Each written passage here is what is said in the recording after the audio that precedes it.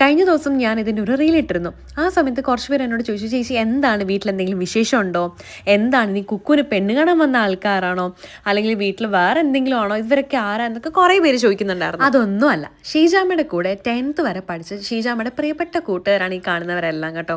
വർഷങ്ങൾക്ക് ശേഷം അവരെല്ലാം ഒരു വാട്സപ്പ് ഗ്രൂപ്പ് ഉണ്ടാക്കുകയും അതിലൂടെ കണ്ടുമുട്ടിയ ഫ്രണ്ട്സ് എല്ലാവരും ഇതുപോലെ ഇടയ്ക്ക് ഒത്തുചേരാറുണ്ട്.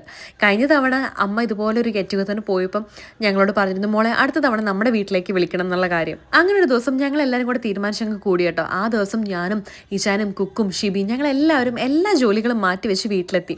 രാവിലെ മുതൽ എല്ലാവരും വന്നു തുടങ്ങി. ശരിക്കും പറഞ്ഞാൽ ഭയങ്കര രസമായിരുന്നു കേട്ടോ. അവരുടെ ആ ഒരു ഒത്തൊരുമയും കൂട്ടായ്മയും ഈ പറഞ്ഞ പോലെ വരാത്ത കൂട്ടുകാരെ വീഡിയോ കോൾ ചെയ്ത് കാണുന്നതും ഒക്കെ ആയിട്ട് ഞങ്ങൾ ഭയങ്കരമായിട്ട് എൻജോയ് ചെയ്യുന്നുണ്ടായിരുന്നു അവരുടെ പണ്ടത്തെ കഥകളൊക്കെ കേട്ടിട്ട്. അതിനുശേഷം ഉച്ചയ്ക്ക് ഫുഡ് കൊടുത്തു എല്ലാവർക്കും.